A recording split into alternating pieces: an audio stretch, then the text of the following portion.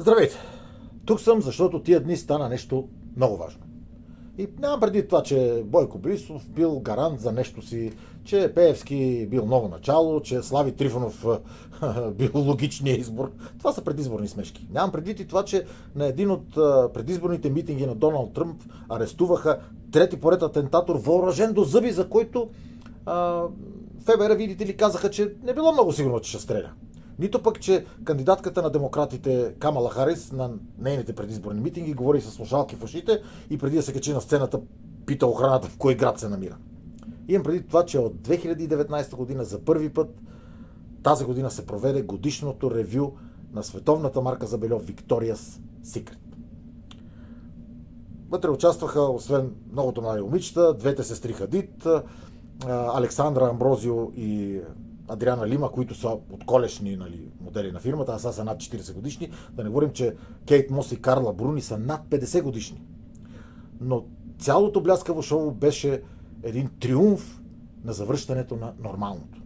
Защото преди години ги бяха спрели, защото, видите ли, тормозили манекенките да са слаби, това не било хуманно и разни организации тип MeToo и други джендърски организации не можаха да попречат на това да възтържествува истината, че манекенките, особено тези на бельо, трябва да са слаби, високи, с техни гърди, защото това вдъхновява младите жени да бъдат по-женствени, от което печелим ние, мъжете. И въпреки, че една от манекенките беше доста наднормено тегло, тя пък беше толкова ослепително красива, че изключението, което всъщност представлява, само доказваше правилото, че жената, за разлика от мъжа, трябва да е женствена. И най-голямото доказателство за това беше изпълнението на Шер, която на 78 години изглеждаше убийствено женствена, въпреки многобройните си пластични операции и това, че децата й са джендери.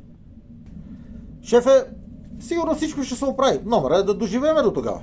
Не забравяй, че наскоро една английска лесбийка беше назначена за капитан на кораб без абсолютно никакъв военен опит. И тя потопи най-големия военен кораб на Нова Зеландия, струващ $100 милиона. Алжирския боксер, който преби жените на Олимпиадата, сега щял да става професионалист, защото заради него, за да замажат скандала, махнаха бокса от Олимпийските игри в Лос-Анджелес. Сигурно ще го заменят с танц на пилон. Зелената сделка от Брюксел, те продължават да ни натискат да караме електрически коли. Да, ама скъпи. Китайските, видите ли, били престъпно ефтини. И затова им туриха мито. Само, че и на автосалона в Париж, и на нашия, те са най-атрактивни.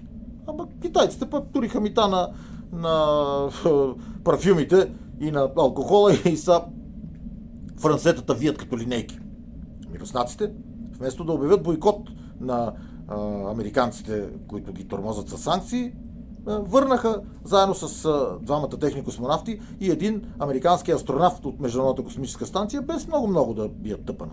И ако Илон Мъск не успее да оправи SpaceX за няколко месеца, сигурно ще върнат и другите двама, които се качиха с разваления Боинг горе и трябваше да стоят една седмица, а сега ще стоят заключени до февруари. Но да се върнем на Земята.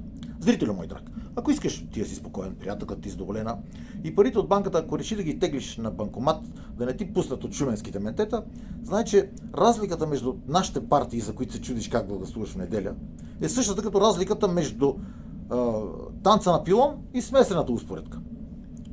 Разликата е, че при едните тръбата с келе стои вертикално, а при другите хоризонтално. Друга разлика няма.